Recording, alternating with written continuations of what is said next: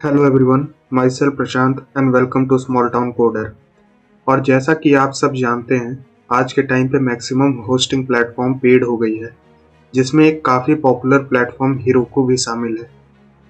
लेकिन अगर आप अपनी नोड जेएस वेबसाइट को फ्री में होस्ट करना चाहते हैं, वो भी इजीली और बिना किसी एरर के, तो अब एक मेजर ऑप्शन सिर्फ रेंडर बचा है।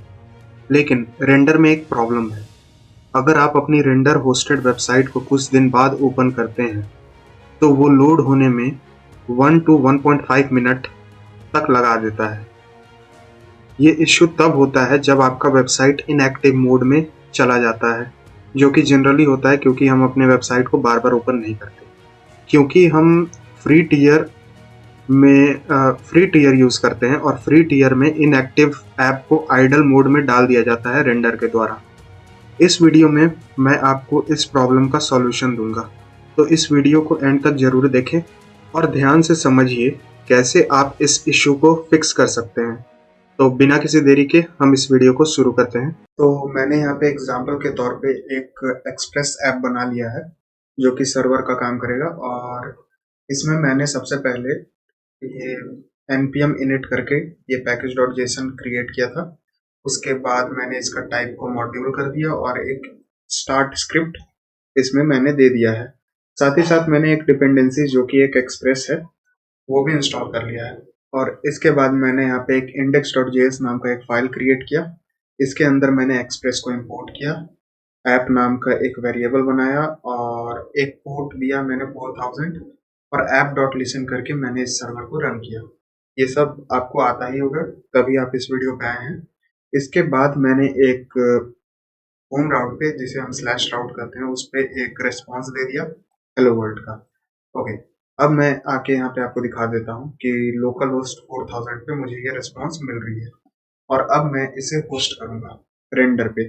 और रेंडर पे आप अगर कुछ देर बाद वापस उस एपीआई को हिट करते हैं, तो वो ओपन होने में लगभग 1 से 1.5 मिनट लगाता है, जो कि बिल्कुल सही नहीं है। क्योंकि आप अगर ये प्रोजेक्ट को अपने रिक्रूटर को दिखाना चाहते हैं, आप अगर कहीं जॉब लेना चाहते हैं, और अगर वो रिक्रूटर इस लिंक को विजिट करता है, तो उसे अच्छा नहीं लगेगा 1 से 1.5 मिनट वेट करना।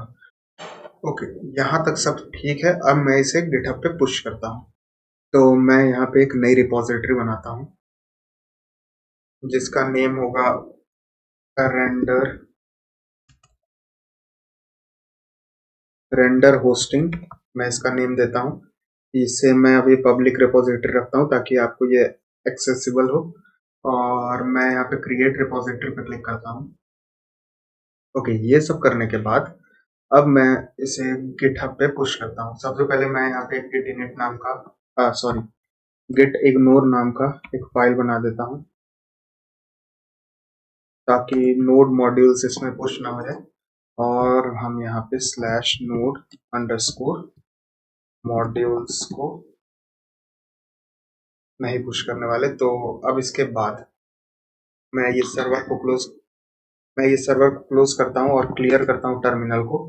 यहाँ पे मैं करूँगा गेट इनिट। फिर गेट इनिट करने के बाद मैं करूँगा गेट ऐड और डॉट। तो ये सारी फाइलें मेरी गिटहब पे पुश होने के लिए तैयार हैं। मैं इसे क्लियर करूँगा। इसके बाद मैं करूँगा गिट कमिट, पर उससे पहले मैं ये ब्रांच को ऐड कर लेता हूँ। यहाँ मैं आता हूँ और ये रही मेरी ब्रांच। मैं इसे कॉपी करूँगा और सिंपली यहाँ पे आके इसे ऐड करूँगा। इसके बाद मैं क्या करूँगा, मैं आऊँगा यहाँ पे और कमिट कर दूंगा। तो गेट कमिट, यहाँ पे आके मैंने इस रिपोजिटरी को कमिट किया और क्लियर करके मैं यहाँ पे गेट पुश ओरिजिन मास्टर ये टाइप करने के बाद मैं एंटर पे हिट करूंगा और ये रिपोजिटरी मेरी गिटहब पे पुश हो जाएगी। और ये हो भी गई। ओके, तो मैं यहाँ पे आके एक बार रीलोड करूंगा, तो आप यहाँ देख सकते हो कि ये रिपोजिटरी मेरी पुश हो गई। ओके, अब मैं इसे रेंडर पे होस्ट करता हूँ। तो मैंने एक नई अकाउंट, बिल्कुल न्यू अकाउंट मैंने बनाया है रेंडर पे। और यहाँ पे मैं एक नई वेब सर्विस लूंगा और मैंने इसे गूगल अकाउंट से बनाया, ना कि गिटहब। अगर आपने गिटहब से बनाया होगा तो आपको यहाँ पे आपकी रिपोजिटरी दिख रही होगी, लेकिन मैं यहाँ पे पब्लिक गेट रिपोजिटरी लूंगा और यहाँ पे आके ये जो मेरी रिपोजिटरी है इसकी यूआरएल मैं ऊपर से कॉपी करूंगा और यहाँ पे आके सिंपली पेस्ट करूंगा और कनेक्ट पे क्लिक करूंगा। तो इस तरह से हम यहाँ पे अपनी रिपोजिटरी को कनेक्ट कर सकते हैं। इसके बाद मैं इसका नाम रेंडर होस्टिंग ही रहने देता हूँ। npm install node index dot JS सारी चीजें सही है। मैं फ्री टियर यूज करूंगा और सिंपली डिप्लॉय वेब सर्विस पे मैं क्लिक करूंगा और मेरा डिप्लॉयमेंट रेडी हो जाएगा। ओके, यहाँ पे मेरा ये जो वेब सर्विस है वो डिप्लॉय हो रहा है और ये बहुत जल्दी डिप्लॉय हो जाना चाहिए क्योंकि इसमें हमने ज़्यादा कुछ किया भी नहीं है। ओके, ये अब डिप्लॉय होगी और अब प्रॉब्लम शुरू होती है यहाँ से।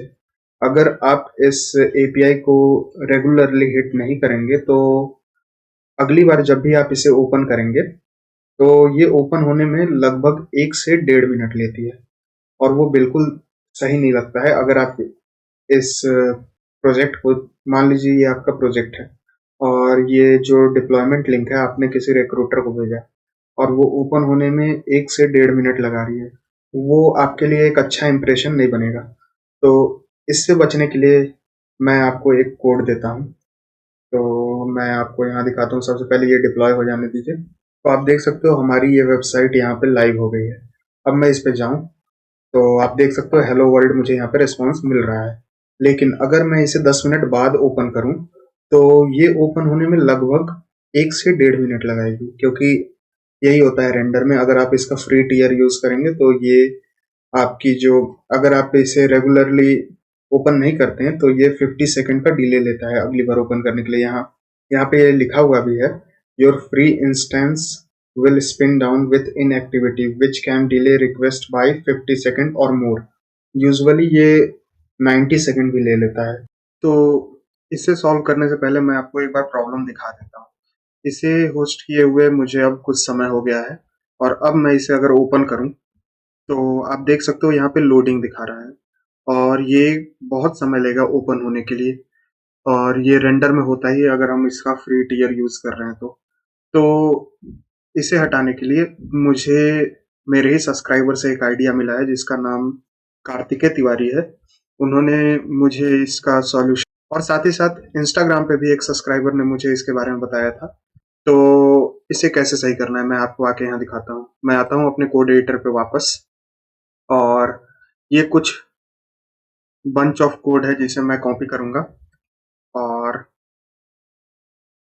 मैं आऊंगा अपने index.js में। आपको भी यहीं आना है और इसे इसके नीचे पेस्ट कर देना है। और डोंट वरी, मैं ये गिटहब का लिंक अपने डिस्क्रिप्शन बॉक्स में दे दूंगा इस वीडियो के। आप भी वहां से इसे कॉपी कर सकते हो। यहाँ पे क्या करना है, आपको अपना वेबसाइट का यूआरएल देना है। तो मैं यहाँ दिखाता हूँ मेरे वेबसाइट का यूआरएल क्या है। ये ओपन हो गया। ये थोड़ा समय लेता है, 50 से 90 सेकंड लेगा ये। मैं इसे कॉपी कर लेता हूँ और यहाँ पे आके इसे पेस्ट कर दूंगा। तो ये हो गई मेरी वेबसाइट यूआरएल। आप यहाँ पे स्लैश रहने भी दे सकते हैं या फिर हटा भी सकते हैं। मैं इसे हटा देता हूँ और यहाँ 30 सेकंड का मैं एक इंटरवल सेट कर रहा हूँ।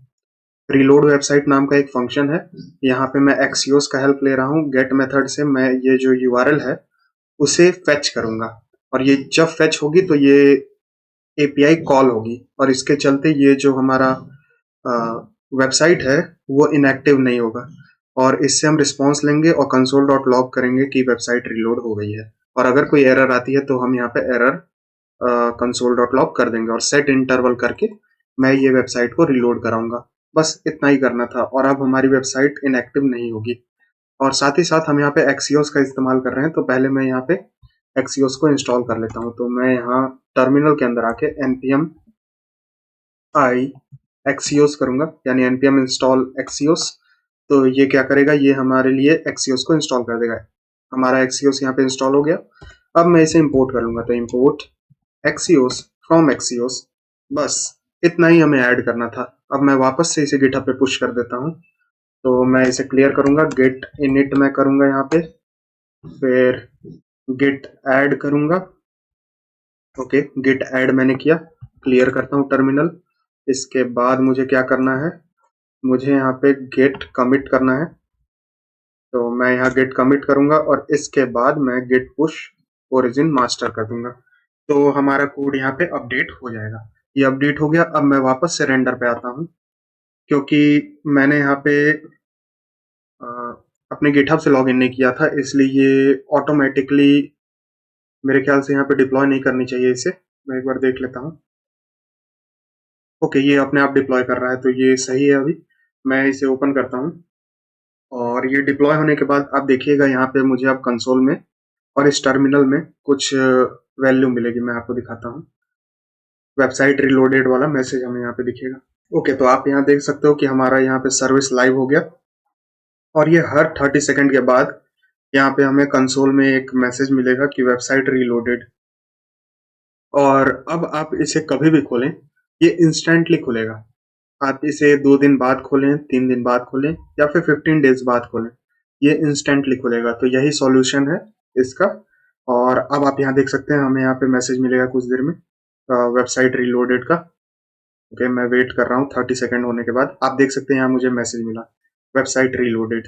तो इस तरह से ये वर्क करती है। मैं एक बार इसे जूम इन करके आपको दिखाता हूँ। आप यहाँ देख सकते हो वेबसाइट रीलोडेड, हमें यहाँ मैसेज मिला। तो ये हर 30 सेकंड के बाद ये जो एपीआई है हमारी, वो कॉल होगी। तो यही था इसका सॉल्यूशन। और अगर आपको ये वीडियो पसंद आई होगी और आपको कोई भी हेल्प हुआ होगा इस वीडियो से, तो please subscribe to this channel. मिलते हैं किसी नए प्रोजेक्ट के साथ।